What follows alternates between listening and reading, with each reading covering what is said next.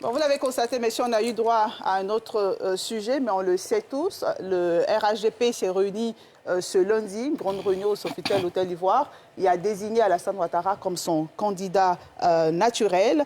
Le président du directoire du parti, Gilbert Koné Kafana, a même parlé de la victoire. Il a dit que c'est la victoire écrasante du RHDP qui est en jeu. Je commence avec vous, honorable Mbassou.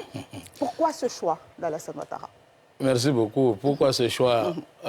Mais comme la déclaration rendue publique par notre direction, à l'issue de cette réunion du 27, qui avait 3 points à l'ordre du jour, il s'agissait donc de préparer le parti à amorcer le cycle électoral qui a déjà commencé par la cartographie électorale, à aller après le cycle électoral, voir ce que nous représentons aujourd'hui sur le terrain en termes de nombre de militants enregistrés dans notre base de données numériques, électroniques, qui nous place autour de 830 000 militants enregistrés à ce jour, en attente, avec en attente plusieurs milliers de fiches qui attendent d'être checkées et intégrées dans la base de données. Et le troisième point, c'était aussi de lancer l'encadrement politique par la désignation des régionaux qui auront en charge l'encadrement de la base. Et tout cela ponctué par cette déclaration qui a désigné à l'unanimité des militants, des responsables de toute la haute direction du parti, qui a désigné le président Alassane Ouattara comme le candidat naturel, parce que nous avons le président Alassane Ouattara, président en exercice, président au pouvoir. Nous avons pour nous son bilan aujourd'hui. Beaucoup de choses restent à faire, mais même dans la rue, le citoyen lambda vous dira que quelque chose est fait. Et nous voulons continuer à profiter de son savoir-faire pour attirer beaucoup d'autres lauréats en Côte d'Ivoire. Et donc, ce n'est pas surprenant pour nous. Nous souhaitons simplement qu'il accepte. Parce que c'est nous qui demandons. C'est ça la grande question. Ce sont les militants qui demandent. Est-ce que vous pensez qu'il va accepter? Quand on se souvient dans son discours en 2020 qu'il avait annoncé vouloir laisser la place aux plus jeunes, oui, qu'il avait dit que c'était un sacrifice de se représenter en évoquant le cas majeur. Pensez-vous que le président Alassane Ouattara va accepter cette demande de son parti? Non, c'est notre souhait. C'est notre souhait. Et le président avait plutôt parlé de nouvelle génération.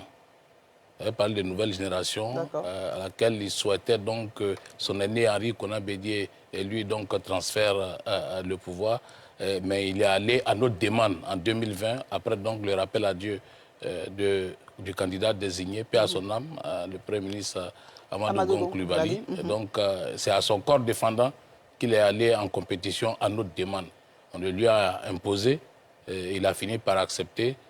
Cela nous a soulagés. Cela soulage aujourd'hui la Côte d'Ivoire. Et nous souhaitons vivement que l'appel lancé ce 27 depuis l'Hôtel Ivoire soit accepté par le président de la République. D'accord, bien noté. Merci. Blaise Lasme, comment on réagit du côté de l'opposition avec cette déclaration, cette nouvelle de la candidature naturelle d'Alassane Ouattara?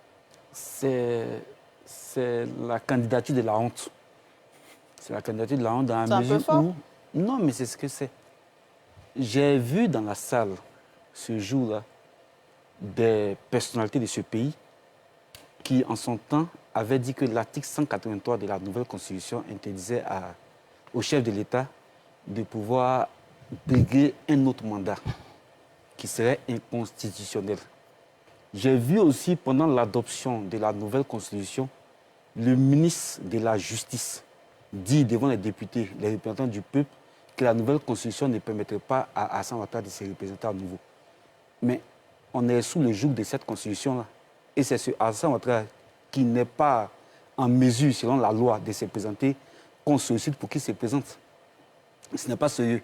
Ça pose le problème de la crédibilité des acteurs politiques, surtout ceux du RHDP. Je pense que Alassane Ouattara avait dit en son temps qu'il avait très peu de temps avec le décès d'Amadou Gon Coulibaly pour désigner un successeur. Et que pour former un successeur, il lui fallait du temps. Il a eu 5 ans. Il aurait pu désigner quelqu'un, ou bien le RHDP même pouvait désigner quelqu'un qui allait être avalisé par Alassane Ouattara. Sans doute qu'il va accepter. Sans doute qu'il va accepter. Mais il ne s'est pas encore prononcé. Donc, non, on connaît vous ne pouvez pas l'affirmer. On connaît ça. Avec certitude. Bah, il va accepter. Mais ça pose le problème de la crédibilité au niveau de la parole publique. Il y a des choses qu'on ne fait pas, il faut être crédible. Parce qu'on a dit au peuple, votez une constitution, et cette constitution ne permet pas à telle personne de se représenter. Et les mêmes qui disent ça, c'est les mêmes qui viennent avec ce candidat qui était censé ne pas pouvoir se présenter et dit on va le voter. On note bien votre point, on va poursuivre le tour de table, vous aurez l'occasion de réagir. Maître Ouraga, votre réaction? Notre réaction, elle est simple, madame. Le COJEP est un parti politique, au même titre que le RHDP. Il ne nous appartient pas de porter un jugement sur le souhait des militants du RHDP de voir le président Ouattara porter les couleurs de leur parti à l'élection présidentielle. C'est leur cuisine interne. On ne s'en mêlera pas. Pour nous, tout simplement, il y a une constante. L'Afrique de l'Ouest, l'Afrique en général et l'Afrique de l'Ouest, aujourd'hui, est sujette à des mutations que nous percevons tous. Il y a un renouvellement de la classe politique, il y a un rajeunissement du personnel politique. Voyez-vous, les dirigeants de nos pays ouest-africains, de certains pays ouest-africains, voyez un peu la tranche d'âge des dirigeants que nous avons aujourd'hui. Est-ce que la Côte d'Ivoire pourra échapper à ces mutations? Est-ce que la Côte d'Ivoire pourra échapper à ce rajeunissement du personnel politique? Voilà la question. Et ce que nous voulons, nous, au COJEP, justement... C'était ça la question, justement. Ce que nous voulons, nous, au COJEP, justement, c'est que le personnel politique soit renouvelé. C'est que nos dirigeants soient renouvelés. Voyez-vous, chaque Quand vous parlez du personnel politique, est-ce que vous pouvez être plus précis? Mais je parle des dirigeants. D'accord. Je parle des dirigeants. Ce que nous voulons, c'est que la classe politique soit rajeunie. Nous avons en Côte d'Ivoire certains hommes politiques qui sont sur la scène politique depuis des décennies. Nous pensons qu'à un moment donné, il faut que les jeunes prennent leurs responsabilités. C'est ce que nous faisons, nous, au COJEP. Dans cette classe politique, est-ce que vous parlez de Laurent Gbagbo? Je ne parle pas... On veut être vraiment très précis ce soir, sans vraiment faire de la philosophie, mais dire les choses. Est-ce que vous incluez dans ce rajeunissement de la classe politique Laurent Gbagbo? Mais je pense que nos aînés, qui ont déjà beaucoup donné à la Côte d'Ivoire, devront, par l'effet, par la prise de responsabilité des jeunes que nous sommes, nous devons donc permettre à nos aînés de bénéficier, de profiter d'une retraite bien méritée pour les services qu'ils ont accomplis. Nous pensons que les jeunes doivent être au devant. Nos aînés, du président Félix Houphouët-Boigny au président Ouattara, ont mené les combats de leur époque. Aujourd'hui, il nous appartient, nous jeunes, de mener les combats de notre époque. Ce n'est pas à nous de mettre en avant ces aînés. Il faut que nous prenions nos responsabilités comme ils l'ont fait à l'époque. Voilà ce que nous disons. Bien noté. Landry Cuot. Merci Evelyne. Le droit, c'est la lecture associée des actes normatifs et des décisions de justice rendues par les personnes investies et habilitées à cet effet. C'est ça le droit. Et le droit positif en Côte d'Ivoire, c'est-à-dire celui qui est applicable, dit par rapport à une éventuelle candidature du président Alassane Ouattara, que si celui-ci candidatait, il serait donc éligible. C'est ce que le droit Côte d'Ivoire dit. Et pour moi, la question est désormais sans objet. Ce qui a lieu de voir désormais, c'est de savoir si Alassane Ouattara aura donc à aller dans le sens de la sollicitation des siens, ou que celui-ci estimera, selon son intime conviction, qu'il n'a plus besoin de continuer et qu'il a avec lui et auprès de lui des personnes en capacité de continuer ce qu'il a entamé. Mais dans tout état de cause, ce n'est que des candidatures. Il reviendra au Conseil constitutionnel de pouvoir les jauger et une fois que les candidats seront retenus, de pouvoir proposer au peuple de Côte d'Ivoire qui choisira à cet effet-là. Pour ma part, voici ce qu'il va falloir regarder. Maintenant, pour des questions de paroles données ou pas, je dis toujours que c'est le peuple qui est le seul juge. Si le peuple se sent avoir été trahi, si le peuple estime qu'il a été dolé, à ce moment, le peuple tranchera. Il dira, oui, je vais avec toi ou je ne vais pas avec toi. D'accord. Mais le plus important pour moi, c'est qu'on a un parti qui dit qu'il est un candidat naturel, comme tous les autres partis qui ont des candidats naturels, au point où on a l'impression qu'il y a des candidats qui seraient contre nature. N'est-ce pas? Donc il y a des candidats naturels, ils justifient le caractère naturel de ces candidats-là. Et puis il y a ces candidats naturels-là, pour certains qui ont déjà accepté, et on attend que le président Ouattara... Quand vous dites certains, vous parlez du PPACI? Pas du PPACI, mais au PDCI même, on n'a même pas attendu la convention. Dès le congrès, le président Tidjane Thiam, fraîchement élu, a été présenté comme étant le candidat. Donc candidat originellement naturel. Mais ce qui nous importe ici en tant qu'Ivoiriens, c'est que ces élections-là, celles qui sont à venir en octobre 2025, tranchent avec toutes celles que nous avons connues au cours de ces dernières années, parce que le contribuable ivoirien qui finance en réalité ces élections a besoin d'y aller, y prendre son urne, son bulletin de vote, le mettre dans l'urne et rentrer chez lui et attendre sereinement les résultats sans attendre, sans qu'on lui fasse part de ce qu'il y a eu encore des violences. Voici l'enjeu de ces élections, qu'enfin, en Côte d'Ivoire, pays leader, on ait des élections pacifiques. On a bien noté votre avis, Landry Kyo, et je rappelle que le téléphone est ouvert dans cette émission et que vous avez la possibilité d'appeler le numéro qui s'affiche pour donner votre avis. André Silver-Konon, je viens vers vous. L'article 43 du règlement intérieur du RHDP interdit même qu'on parle de candidat naturel. Et moi, c'est cela qui me choque un peu avec les partis politiques qui ne respectent pas leur propre test. L'article 43 du règlement intérieur dit que le candidat est désigné au cours d'une convention. Donc, la candidature naturelle évoquée par le directoire n'est pas statutaire, n'est pas réglementaire. Et les partis politiques doivent vraiment chercher à discipliner davantage leurs propres militants en respectant leurs propres tests. Ça, c'est la première chose. Okay. La deuxième chose, si on s'en tient au postulat du président Alassane Ouattara lui-même, il ne devrait pas répondre oui. Pourquoi? Parce que le 30 novembre 2019, le président Alassane Ouattara à Katiola a dit « Je veux que tous ceux de ma génération comprennent que notre temps est passé. » J'ai dit bien, c'est le président Alassane Ouattara qui le dit. Nous étions en 2019, donc 5 ans plus tôt. Mais s'ils sont candidats, je le serai. Il est acté que le président Henri Konan Bédié ne sera plus jamais candidat en Côte d'Ivoire. Il était acté jusque-là que le président Laurent Gbagbo n'était pas inscrit sur la liste électorale. Le président Alassane Ouattara serait candidat par rapport à quoi? En partant sur la base de son propre postulat. Première chose. D'accord. Deuxième chose, il a dit lui-même, au cours de cette même année, « Mon intime conviction est qu'après 2 mandats, il faut passer la main. » Écoutez très bien. L'année prochaine, j'aurai 78 ans. On était en 2019. Ce que l'on peut faire à 68 ans, on ne peut plus le faire à 78 ans. A fortiori à 85 ou 86 ans.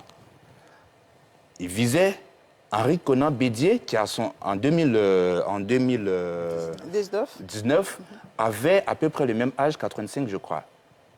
Et donc, partant du postulat du président, de ce deuxième postulat du président Alassane Ouattara, lui-même évoquant un critère d'âge et, j'ajoute, à partir de cela, j'estime que c'est mots que tous ceux, c'est mieux que tous ceux de ma génération décident par eux-mêmes de ne pas être candidats. Il dit décident par eux-mêmes. Okay. Il ne parle pas de la Constitution. Donc, c'est une question de volonté. Le troisième postulat sur lequel je m'appuie, du président Alassane Ouattara, lui-même encore. Nous sommes le 27 octobre 2020, au cours d'une interview accordée à RFI et à France 24. Voilà ce qu'il dit. En 2025, ça suffit comme ça, quand on lui pose la question de sa candidature à l'élection présidentielle. C'est un sacrifice que je fais pour cette année. Alors pour 2025, il me serait difficile, même impossible, de me présenter et j'espère que la Constitution va régler le problème. C'est le président Alassane Ouattara lui-même qui l'a dit. Et donc, suivant ses propres postulats, il ne devrait pas répondre oui. D'accord. Merci beaucoup, André Silva-Konan. Je vais donner la parole à M. Karamoko Ouattara, qui nous appelle de San Pedro. Bonsoir, M. Karamoko. Pardon, je ne vous ai pas entendu. Monsieur Karamoko Lassana. Lassana, d'accord. Pour vous, il faut juste observer la loi. Et si les militants du RHDP veulent Alassane Ouattara comme candidat, il faut juste observer la loi si la loi le permet. C'est bien cela? Oui, moi c'est ce que je pense réellement. Comme l'a dit tout à l'heure l'homme de droit de Landry Cuyo. Landry Cuyo, ok. Voilà, je pense que tous les citoyens sont égaux devant la loi. Et qui n'appartient donc pas à un parti politique, ou un militant d'un parti politique, de juger de l'opportunité de la candidature du président Alassane. À partir du moment où son parti estime que c'est le meilleur cheval pour gagner les élections en 2025, mais c'est leur choix. Il faut que tout le monde respecte ce choix. Non, on ne revienne pas sur des postulats. Les postulats, je pense que tous les anciens l'ont dit. Même le président Gbagbo en son temps a dit qu'il ne voit pas l'opportunité de diriger la Côte d'Ivoire à partir de 75 ans. Ça a été dit. Le président Gbagbo l'a dit, personne n'en parle. Donc moi j'estime que si les anciens peuvent nous apporter, aujourd'hui tout le monde a été unanime. Tout à l'heure quand vous avez fait le tour de table concernant le président Bédié, qu'il était pilier, il était un socle pour la stabilité de ce pays. Mais pourquoi on pense que les anciens qui sont là ne sont pas ce socle, ce pilier-là, et qui peut encore apporter à la Côte d'Ivoire? Non, il faut s'en tenir au droit. Si le droit permet, c'est que le droit est de décider dans les urnes. Et moi, mon avis est qu'il faut permettre à chacun de pouvoir présenter sa candidature. Très bien. Merci, M. Karamoko Lassana, pour votre appel. Olivier Fokam, je continue mon tour de table. Oui, j'ai écouté les avis des uns et des autres. Et je dis, si on doit s'appuyer sur le droit, est-ce que le président Ouattara peut être candidat? Oui, au regard des explications qu'il a données. Maintenant, il faut attendre que lui-même se prononce. Son parti estime qu'il a bien travaillé. Et c'est vrai que la Côte d'Ivoire a beaucoup progressé sur le plan des infrastructures, qui impactent aussi sur la qualité de vie des Ivoiriens. Bon, maintenant, c'est à lui de voir s'il peut encore, à cet âge-là, remplir. Je crois qu'il faut qu'on attende sagement d'avoir sa réponse. D'accord, ok. Honorable Mbassou, qu'est-ce que vous répondez à tout ce qu'on a entendu sur Oui, j'ai entendu quand même quelques concepts qui m'ont fait sourire. J'ai entendu parler de candidature de la honte. J'ai entendu parler de l'âge du président. J'ai aussi suivi André Sylvain Conan qui a évoqué l'article 33 de notre texte, qu'il interprète mieux que nous. Il n'est pas membre du RHDP, mais il pense comprendre notre règlement intérieur mieux que nous. Mais sauf qu'il s'est arrêté à un bout, il n'est pas allé jusqu'à la fin, parce que le même article 43 dit que le candidat doit être en capacité de réunir autour de lui, de réunir l'ensemble des militants et l'électorat de la Côte d'Ivoire et avoir une dimension nationale et internationale. C'est dans l'article. Et donc, quand nous faisons un choix sur le président Ouattara, c'est tenant compte de tout cela. Maintenant, la convention va arriver, il ne faut pas qu'il se presse. C'est des militants qui sont exprimés. Nous irons en convention. Et si André Sylvain Conan était candidat, s'il était militant du RDR qui voulait être candidat, c'est encore possible à la convention. Ce n'est pas fermé.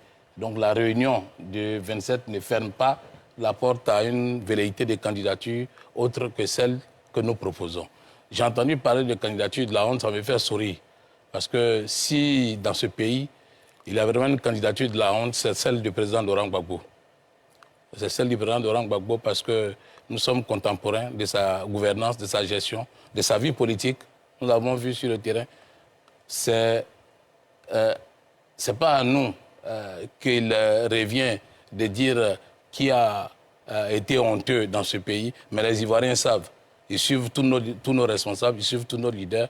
Parce que si ce n'est pas la honte de ramener les déchets toxiques en Côte d'Ivoire, si ce n'est pas la honte de ramener la division du pays, un président qui a été incapable de garantir la sécurité intérieure et extérieure à nos frontières, un président qui a été incapable d'assurer le quotidien des Ivoiriens par l'augmentation des salaires, il a dit lui-même, je n'augmenterai rien dans ce pays. Si ce n'est pas la honte, un candidat qui a dit qu'il n'a rien comme solution pour nos hôpitaux, un candidat qui a dit qu'il n'a rien, il n'a aucune solution pour les routes en Côte d'Ivoire, si ce n'est pas la honte, c'est pas chez nous qu'on doit parler des candidatures de la honte. Alors l'âge du président Ouattara, ce n'est pas un problème pour nous. Parce que aujourd'hui, il n'est pas le seul en Afrique, il n'est pas le seul dans le monde à cet âge-là. Et nous estimons. Et les jeunes dont nous parlons, moi je suis jeune, et les jeunes cadres du parti dont vous parlez, dont Blaise parle, qui était dans la salle, ce sont ces jeunes-là qui ont dit que nous voulons encore de notre président, nous voulons encore de notre leader. Donc la honte, ce n'est pas chez nous. Et l'âge n'est pas un problème. Et nos textes, nous les comprenons, nous les maîtrisons nous-mêmes. Parlons justement de ces jeunes. Que répondez-vous à ceux qui pensent, et comme Maître Ouraga l'a dit sur ce plateau, un rajeunissement général, total de la classe politique ivoirienne? Oui, il n'y a pas de notre point de vue, il n'y a pas de génération spontanée. Les choses vont aller d'elles-mêmes. Les choses vont aller d'elles-mêmes. Cette jeunesse, à notre niveau, qui réclame aujourd'hui la candidature du président Ouattara, sait pourquoi elle le demande. Vous regardez dans son équipe, dans son entourage, vous avez beaucoup de jeunes en capacité aujourd'hui de diriger la Côte d'Ivoire. Mais ce sont eux qui disent qu'on a encore besoin de notre leader. Donc le rajeunissement va se faire. Ça, c'est inévitable. Mais pour le moment, nous avons besoin de lui. La Côte d'Ivoire a encore besoin de lui.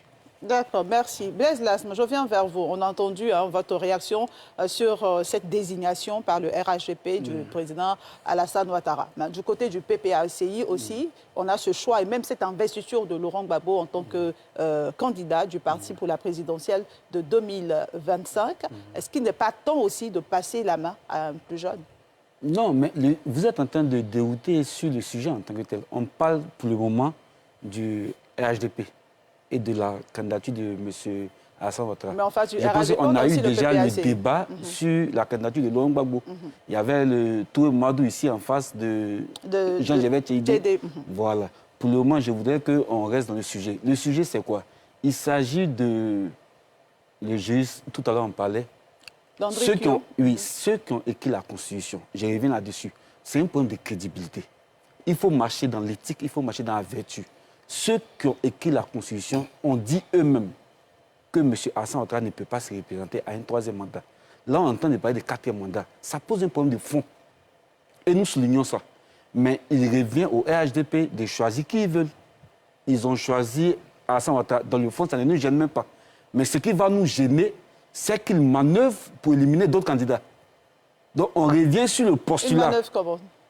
Ils manœuvrent parce qu'ils ont... Pendant que quelqu'un est en procès à La Haye, on invente ici un procès pour lui coller 20 ans pour l'empêcher de se présenter. Ça, c'est une manœuvre politique.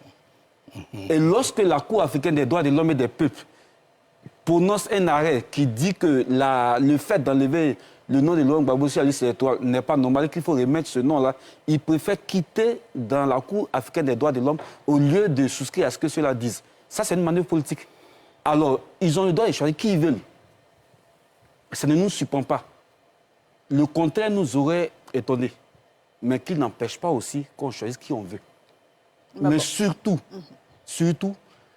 qu'on aille aux élections avec pour aboutissement une passation des charges entre un président élu et un président sortant sans qu'il y ait des morts. En réalité, c'est ça qui est le fond du problème. Et c'est le souhait de toute la Côte d'Ivoire, une transition démocratique. Oui, mais ce n'est pas le souhait du RHDP. Mais pour ça, il faut que la CEI... Il faut que la CEI soit effectivement indépendante. Pour ça, il faut que le listing électoral soit totalement analysé.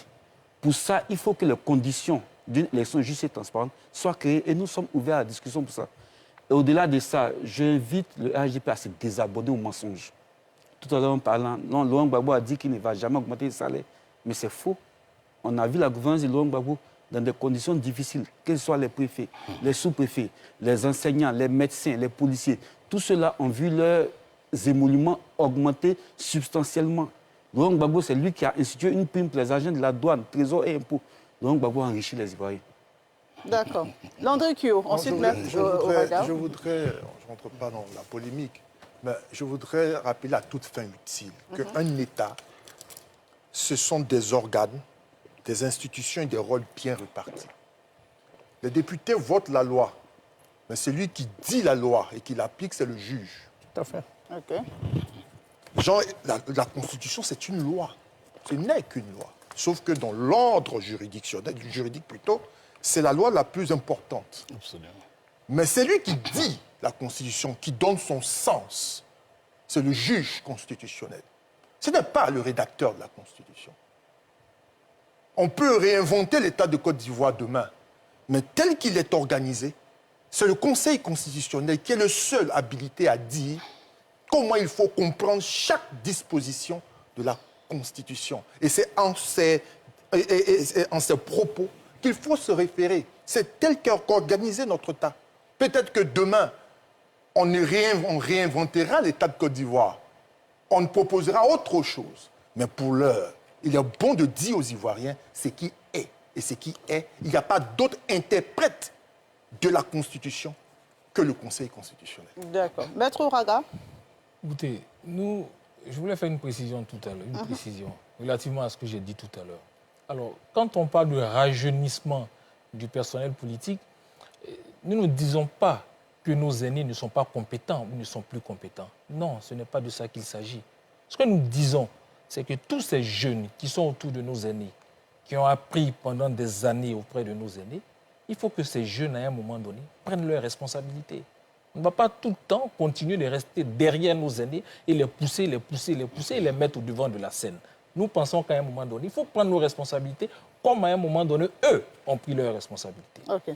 Alors, le défi majeur de ces élections de 2025, madame, c'est l'inclusivité des élections. C'est leur caractère inclusif. Tout à fait. C'est ça le défi majeur. La candidature du président Alassane Ouattara, excusez-moi, n'est pas d'un grand intérêt pour le COJEP. Non, quel que soit le candidat ou les candidats qui seront à cette élection, le COJEP aura un candidat. Et ce sera un candidat naturel ou un candidat qui sera désigné? On peut avoir une idée de ce candidat. Le COJEP aura une convention. Okay. Chez nous, les choses sont bien faites. On aura une convention au terme de laquelle le COJEP désignera un candidat ou alors dira comment il participera à cette élection. Donc à ce niveau, il n'y a pas de problème. Donc ce que nous disons, c'est que cette élection soit inclusive.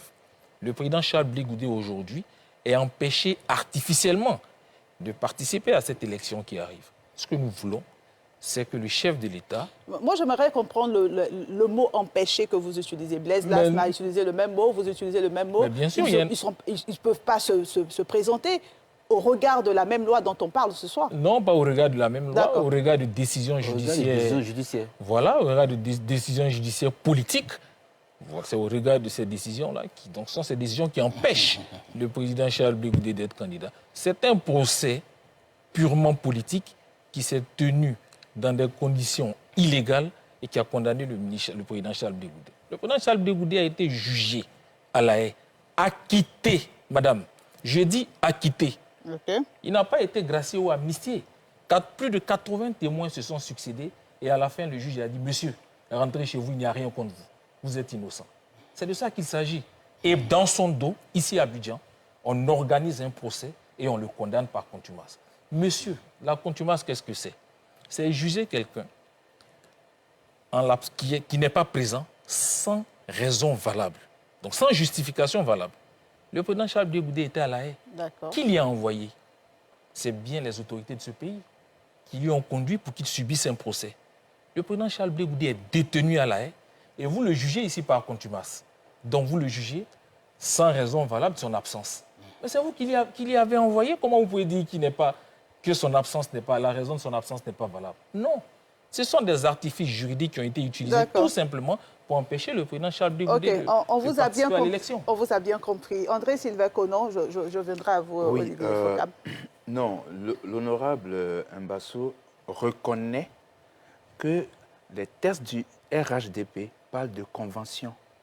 On est d'accord là-dessus. Oui.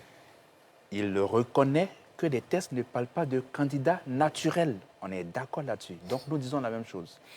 En termes d'âge, je le répète, ce n'est pas moi qui ai parlé de l'âge du président.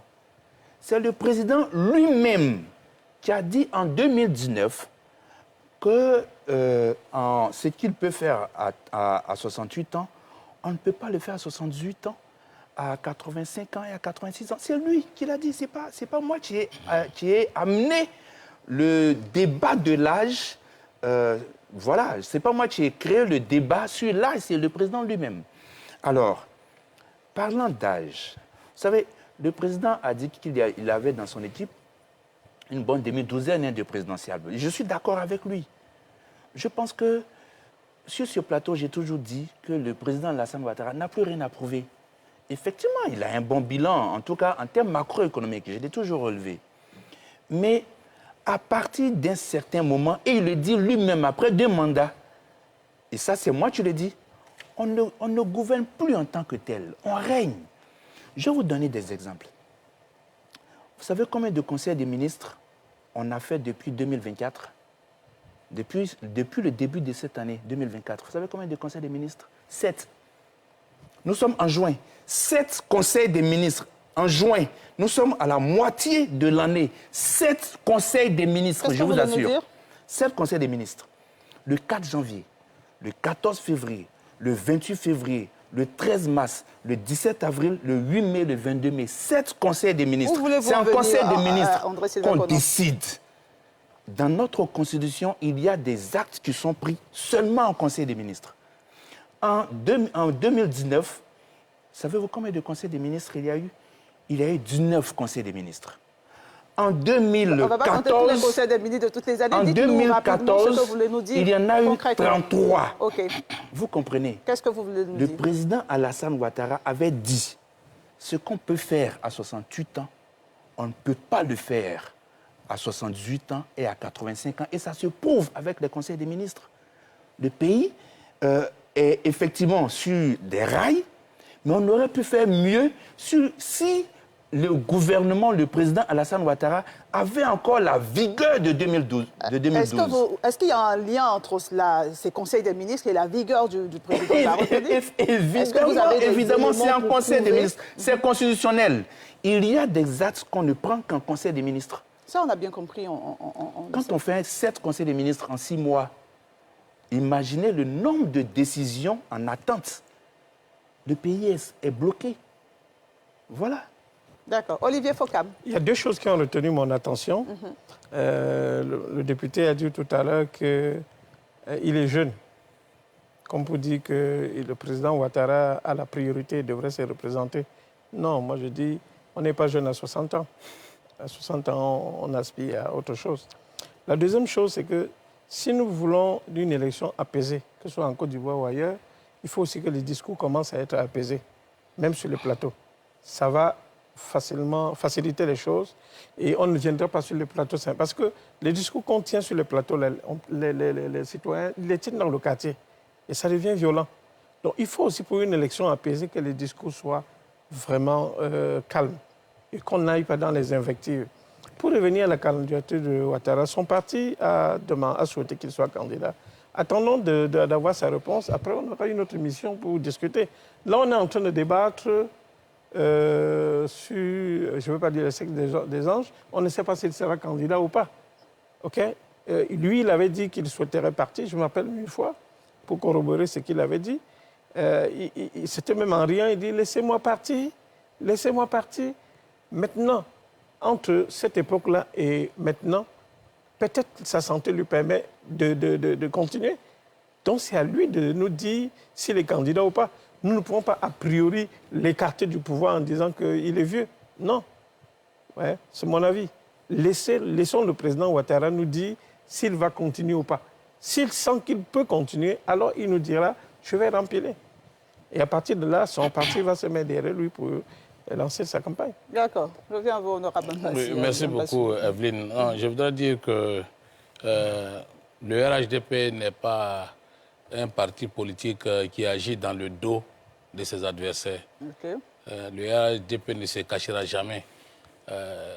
D'ailleurs, Laurent Gbagbo l'a dit, je suis là parce que j'ai éliminé Bédié, j'ai éliminé Ouattara. Le RHDP ne fait pas ça. Il y a bel et bien des dossiers de justice. Et ceux qui ont des dossiers de justice connaissent les voies de recours. Saisissez les voies de recours, réglez vos problèmes avec la justice, et puis il n'y a pas de débat. Ce n'est pas le RHDP qui va se cacher. Et pour quel intérêt? Pour quel intérêt? Aujourd'hui, le RHDP va se cacher pour prendre une décision pour éliminer Laurent Gbagbo. Laurent Gbagbo qui était au pouvoir et nous l'avons battu aux élections. C'est lui, on va avoir peur de lui aujourd'hui. Vraiment, il faut élever un peu le niveau du débat. Parce que tout à l'heure, il a dit que la question c'était sur la candidature du président Ouattara. Et il devait se prononcer là-dessus. Il a allé sur l'éligibilité de Laurent Gbagbo, mais ce n'est pas sur ce plateau-là qu'on va le régler. Vous connaissez les voies des recours, saisissez les voies des recours pour régler vos problèmes de droit. Relativement à la santé du président de la République, je voudrais dire que je suis un peu choqué par le censeur André Silver Kona, qui semble connaître mieux que nous, et mieux que le président, même son état de santé. Je n'ai jamais parlé de santé. Mais quand vous dites qu'il n'est incapable de tenir des conseils des ministres, c'est son problème de santé. C'est vous qui le dites. C'est un problème de santé. Mais je vais vous dire que j'ai l'avantage aussi, bien qu'étant conseiller technique du secrétaire exécutif du RHDP, je suis conseiller technique du ministre de la Communication. Et chaque semaine, il y a un conseil de gouvernement. Chaque semaine, il y a un conseil des ministres. Et chaque semaine, en plus des conseils de gouvernement et des conseils des ministres, il y a les réunions du Conseil national de sécurité que le président de la République préside lui-même, tellement il tient à la sécurité de ce pays-là. Donc vous n'allez pas nous dire ici, sur un plateau télé, que son âge ne lui permet plus de gouverner. Mais si son âge ne lui permet plus de gouverner, c'est un problème de santé que vous évoquez. Vous en ferez la démonstration. D'accord, on va s'y d'accord. Allez-y. Non. Il a dit deux choses qui sont totalement fausses. Première chose, je n'ai jamais parlé de santé du président. Jamais. Mais vous dites qu'il est incapable de gouverner. Je n'ai jamais dit qu'il est incapable de gouverner. Si sur le plateau, déjà, on est en train de manipuler mes propos. Je n'ai jamais dit qu'il est incapable de gouverner. Nous ne sommes pas adeptes de la manipulation, ça. Sur ce plateau, je n'ai jamais dit ça. Vous êtes en train de me coller, de m'attribuer des propos que je n'ai jamais tenus. Première chose. Mais vous avez compté le nombre de conseils des ministres, selon vous. Mais qu'est-ce qui peut empêcher donc la tenue des conseils des ministres? Est-ce que c'est des conflits d'agenda? Ou bien c'est quoi? Mais il faut le dire. Là, vous posez des questions, mais ne m'attribuez pas des propos. D'accord. Première chose. Deuxième chose, il a dit qu'il y a des conseils des ministres toutes les semaines. C'est faux. Il y a eu 7 conseils des ministres depuis 2024. C'est de ça que je parle. J'ai donné les dates précises. Il n'y a pas de conseil des ministres toutes les semaines. C'est faux. D'accord. Blaise Lasme. Je suis un peu blasé parce que quand j'entends les députés parler, ils n'alignent que des contre-vérités. Comment ça? Dites-moi. Oui, mais il vient de dire que chaque semaine, il se tient un conseil des ministres en Côte d'Ivoire. Et pour appuyer ou bien pour corroborer, c'est dit, il nous annonce que c'est un conseiller. À ce titre-là, il est vraiment un sachant. Or, il est en train de mentir. Ce n'est pas normal. Alors, en disant que Laurent Gbagbo aurait dit que j'ai éliminé Bédié, j'ai éliminé Ouattara pour être président, c'est encore un mensonge. Vous voyez, quand on parle, on fait attention à ne pas mentir. Faisons attention aux mots que nous utilisons. Voilà, sur ce plateau, soyons respectueux les uns des autres. Je vais utiliser contre-vérité au lieu des mensonges. Donc, c'est des contre-vérités qu'il a. À chaque prise de parole, il en multiplie les contre-vérités. Nous n'avons pas un problème de justice. C'est important pour nous. Comme l'avocat l'a dit tout à l'heure, pendant que Laurent Gbagbo était détenu à La Haye, il était organisé en son absence un procès, disant qu'il a braqué la BCAO. Mais on disait même de Laurent Gbagbo qu'il était co-auteur, complice. L'auteur était Kone Katina. En l'absence de Laurent Gbagbo, on les juge, on trouve qu'ils sont coupables. Mais nous n'ayons pas confiance en cette justice-là, tenant compte du fait que l'État a adopté des outils qui nous permettaient de contester certaines décisions de justice. Quand on pense que ces décisions sont guidées politiquement, on a saisi la Cour africaine des droits de l'homme et des peuples à l'effet de contester cette décision. Et cette Cour africaine à laquelle l'État de Côte d'Ivoire a souscrit sous Alassane Ouattara a jugé que notre requête était fondée. Et cette Cour-là a débouté l'État de Côte d'Ivoire et leur a demandé de remettre le nom de Laurent Gbagbo sur la liste électorale. Donc, si c'est un problème de justice, la justice a réglé ce problème. Qu'on mette le nom de Laurent Gbagbo sur la liste électorale. Ce n'est plus un problème de justice, mais c'est un problème politique. Cela démontre quoi? Qu'ils ne sont forts qu'en affrontant des gens faibles. Quand c'est KKB, Afin Guessan, il n'y a aucun souci. On leur donne aujourd'hui un candidat sérieux, ils passent par des artifices judiciaires, par des artifices juridiques pour éliminer ce candidat. Mais ça ne va pas passer, bien entendu. D'accord. Moi, j'ai juste une question pour vous. Je vais rester sur ce point-là. Notamment, que pensez-vous, que répondez-vous à ceux qui pensent que le PPACI pourrait choisir un autre candidat en son sein, sachant que Laurent Gbagbo n'est pas sur la liste électorale et mener ce combat de sa réinscription sur la liste, mais tout en choisissant un autre candidat, parce que nous sommes à un peu plus de 15 mois de la présidentielle. Que vous posiez la même question au RHDP. Est-ce que le RHDP ne pourrait pas se choisir un autre candidat? Nous disons non. Au niveau de l'ANC, Nelson Mandela était en prison, il y a fait 27 ans. Dès qu'il est sorti, ils n'ont pas cherché, pendant que Nelson Mandela était en prison, un autre candidat. C'est Nelson Mandela qui voulait. C'est des postures de combat. Et nous sommes dans une posture de combat. Il s'agit de réparer une injustice. Nous n'allons jamais accepter que le nom de Laurent Gbagbo soit lié à un quelconque braquage, parce qu'il n'a pas eu lieu. Abandonner ou chercher à choisir un autre candidat de substitution, ce serait accepter l'injustice. Alors que nous n'entendons pas accepter cette injustice-là. D'accord. Maître Ouraga. Relativement à... C'est la même question pour nous. Nous n'avons pas de problème de ce point de vue. Ce que nous disons, nous avons un obstacle artificiel qui a été aujourd'hui posé, qui empêche le président Charles Blé Goudé d'être candidat. Ce que nous disons, c'est une condamnation politique et nous utilisons les voies politiques pour que cette condamnation-là soit levée, soit annulée. Okay. C'est tout. Après, les recours judiciaires, nous les connaissons.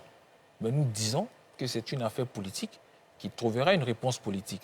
On ne va pas utiliser la même voie parce que c'est les mêmes causes qui vont produire les mêmes effets. On n'est pas là. Ce que nous disons, les choses peuvent se faire dans l'élégance, les choses peuvent se faire de façon très calme pour qu'on puisse parvenir à une solution qui arrange tout le monde. Parce que ce qu'il faut comprendre, c'est que, comme je l'ai dit, cette élection, l'enjeu majeur, c'est d'avoir des élections apaisées. Mais des élections apaisées passent par quoi? Passent par le caractère inclusif des élections. L'atmosphère électorale et post-électorale sont les filles de l'atmosphère préélectorale. Donc il faut créer les conditions pour qu'on arrive à des élections apaisées. Quand vous dites qu'il faut créer, qui va créer? Qui doit créer ces conditions? Est-ce qu'au niveau du COJEP, on peut créer ces conditions en choisissant par exemple un candidat qui jouit de ses droits civiques? Non, non. Créer les conditions, c'est le pouvoir qui crée les conditions d'une élection apaisée. Cette condamnation, elle est politique. Il faut qu'elle soit levée par les moyens politiques. Maintenant, après, est-ce que le COJEP pourra éventuellement choisir un autre candidat? Il revient au COJEP à un moment donné, comme on l'a dit, à la convention qui va se tenir dans l'année 2025. Il appartient au COJEP de choisir, de faire le choix. Mais il ne faudrait pas que le pouvoir nous impose un choix. C'est ce que nous disons. Parce qu'il ne faut pas se choisir ses adversaires.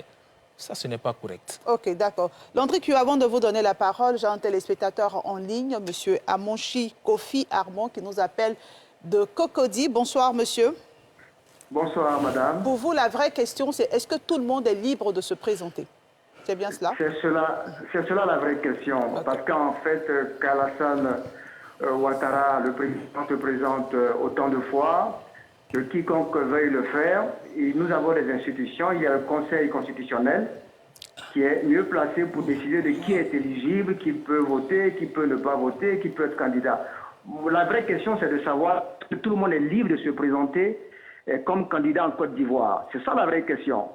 Il faut qu'on lève tous les blocages, toutes les situations qui empêchent les uns et les autres de se présenter. Et du reste, le RHDP n'est pas propriétaire de la Côte d'Ivoire. Celui qui intervient sur le plateau, nous le respectons bien, il faut qu'il ménage les propos. Et puis Alassane est libre de se présenter autant de fois qu'il veut. Mais il faut très intéressamment que les gens soient libres de se présenter en Côte d'Ivoire. Il appartiendra au Conseil constitutionnel de décider de qui sera candidat ou pas. Maintenant, que le COJEP, que le PPHCI s'abstiennent de se présenter, moi je dis non, ils n'ont même pas à s'abstenir, ils n'ont même pas peur. Il faut qu'ils se présentent, il faut que Blé Goudé se présente, il faut que Gbagbo se présente, que tout le monde se présente, c'est tout. Le Conseil constitutionnel va décider. C'est tout, ces histoires de faux procès, politiques, tout ça. On est tous des Ivoiriens. Personne ne fera peur à personne en Côte d'Ivoire désormais, ce qu'on a vécu. Donc, baissons le temps, qu'on ait un bon langage, et puis qu'on soit patient. Mais Alassane, s'il se présente des histoires, c'est le Conseil constitutionnel qui va décider de tout cela. Maintenant, les jeunes, les vieux, tout ça, c'est pas la question. La question, il faudrait que tout le monde soit libre de se présenter au regard des textes, c'est ça. C'est tout ce qu'on voulait ajouter. On veut être libre de se présenter et de parler, c'est la construction du pays. Alassane Ouattara a beaucoup travaillé. mais il ne va pas travailler 50 ans, 100 ans. Donc si Alassane veut se reposer, il va se reposer. S'il veut se représenter puis avoir le refus du Conseil constitutionnel, ce qui n'est pas impossible, on va voir. Maintenant, si le Conseil constitutionnel estime qu'Alassane peut se représenter, il va continuer, mais débattons sur des choses qu'il faut débattre maintenant. Et je vous remercie et je remercie tout le monde. On a bien compris votre point. Merci beaucoup. Landry Kio. Alors, Evelyne, merci beaucoup. Je prends la parole parce que quand j'entends que, d'un point de vue des cas du président Laurent Gbagbo, du président Charles Blé Goudé, la question traitée dans l'ordre judiciaire semble connaître un blocage et qu'on m'évoque qu'en réalité il s'agit des questions d'ordre politique, mais je suis heureux et je suis même très à l'aise. Parce que là encore, il y a une solution constitutionnelle.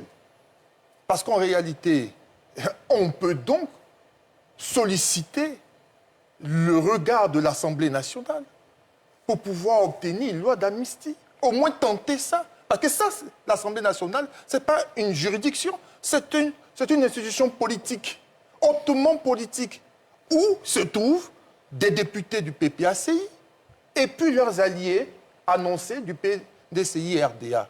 Même s'ils n'ont pas la majorité, mais cela commence, donne le début d'un débat politique sain, républicain et constitutionnel sur les deux cas. Tout à fait.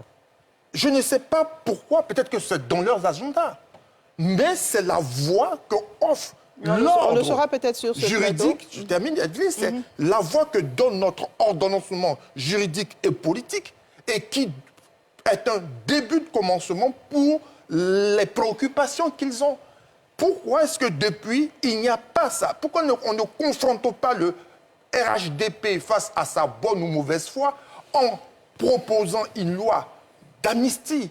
Si là-bas, on rejette ça du revers de la main, on comprendrait qu'attention, il y a autre chose. Mais ouvrons ce débat parlementaire, surtout qu'il y a des alliés qui peuvent pouvoir lever le débat et permettre donc aux Ivoiriens d'apprécier que dans un cadre républicain, les questions les concernant soient ainsi traitées. Pour ma part, si on n'engage pas ça, à ce moment, la question de la bonne ou mauvaise foi est partagée de part et d'autre. D'accord, merci Landry Kio. Messieurs, je sais qu'il y a beaucoup de choses encore à dire sur ce sujet. Je vous propose de faire juste une courte pause et on reviendra pour les réactions des uns et des autres.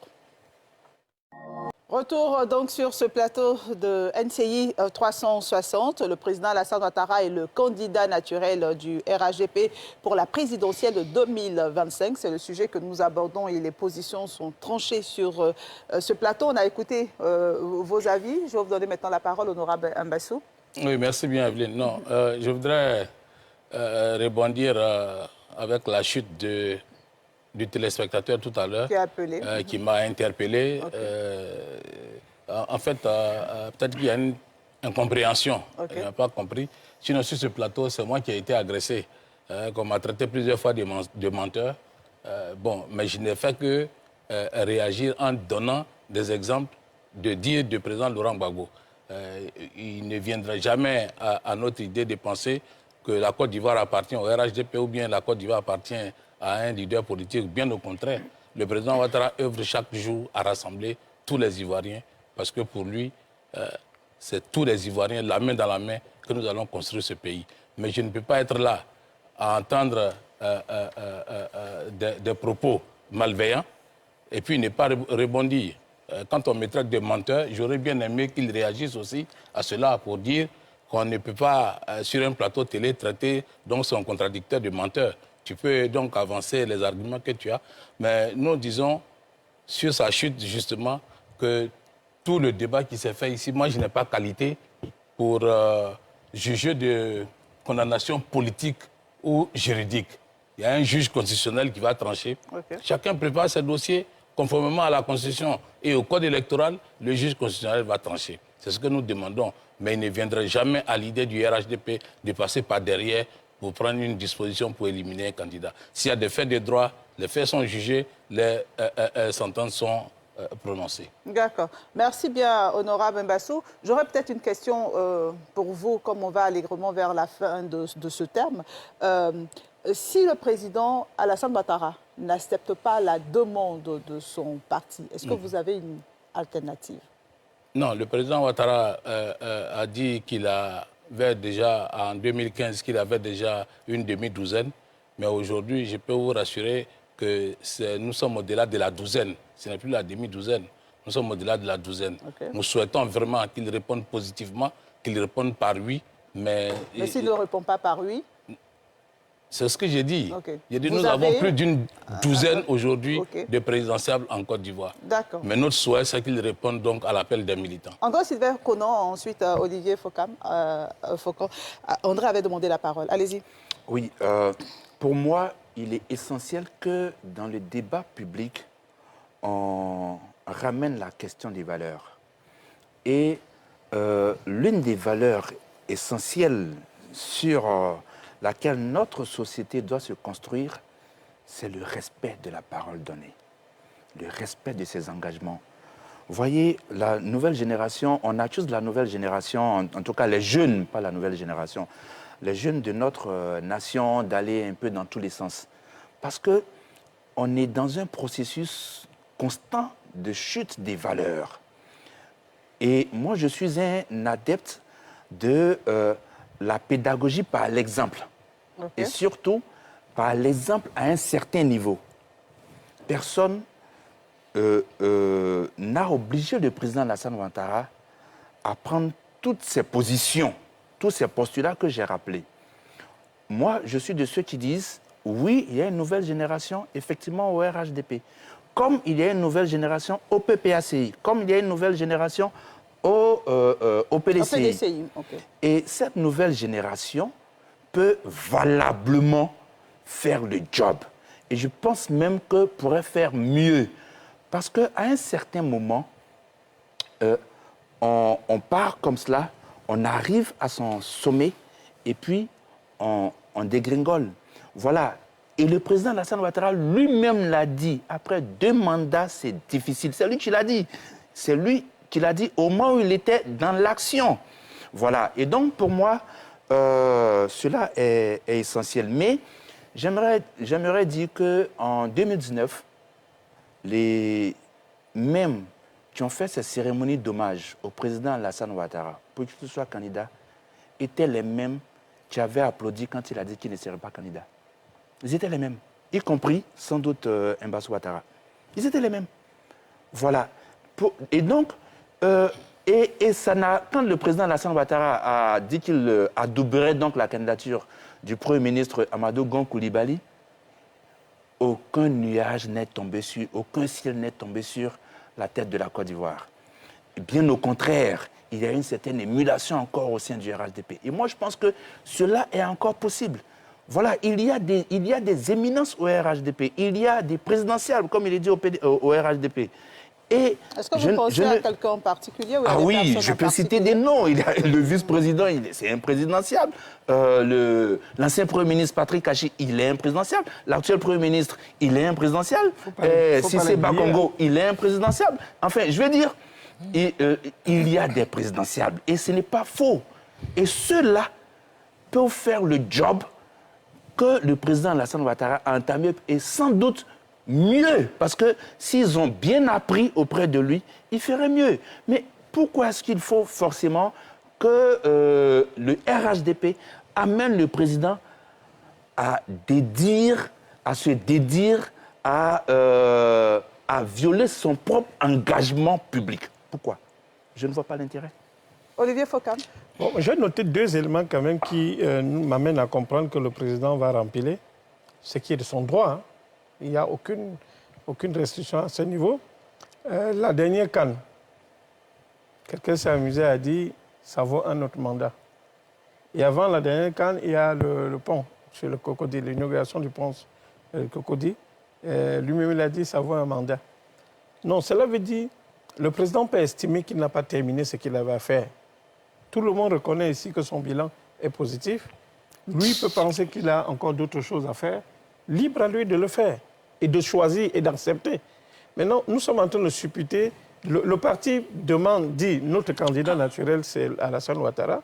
Attendons Comme de un voir, téléspectateur l'a rappelé. Attendons de voir s'il accepte.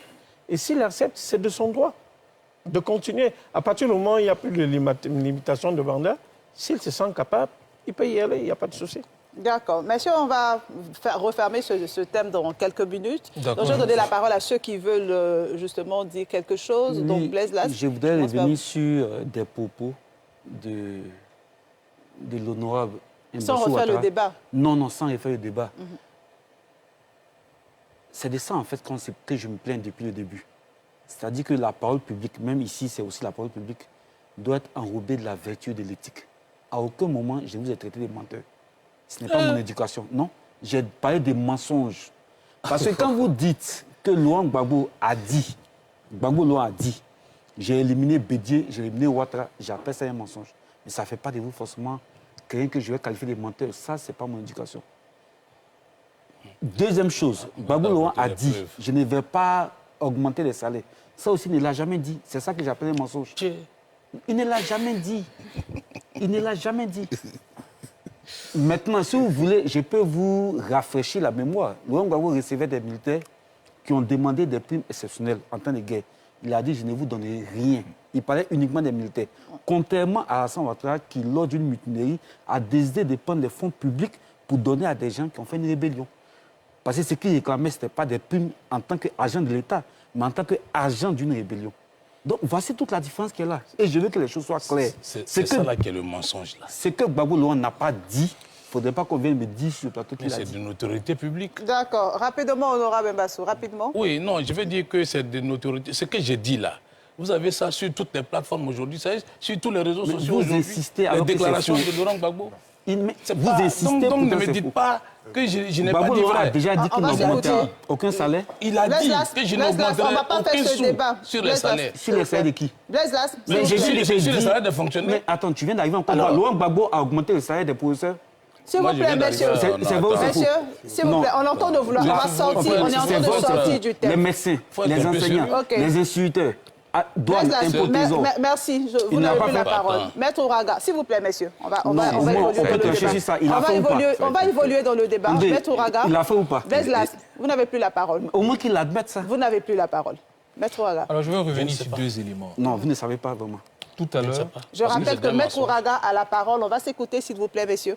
Merci. Merci, messieurs. Alors, je voudrais revenir sur deux éléments. Tout à l'heure, j'ai entendu dire qu'il faut laisser tout le monde se présenter et que le Conseil constitutionnel va donc choisir qui est candidat, décider de qui est candidat. C'était la proposition d'un téléspectateur qui a appelé voilà, ici. Conformément donc à la Constitution. Mais soyons réalistes, nous sommes en Côte d'Ivoire. Même pas en Côte d'Ivoire, partout.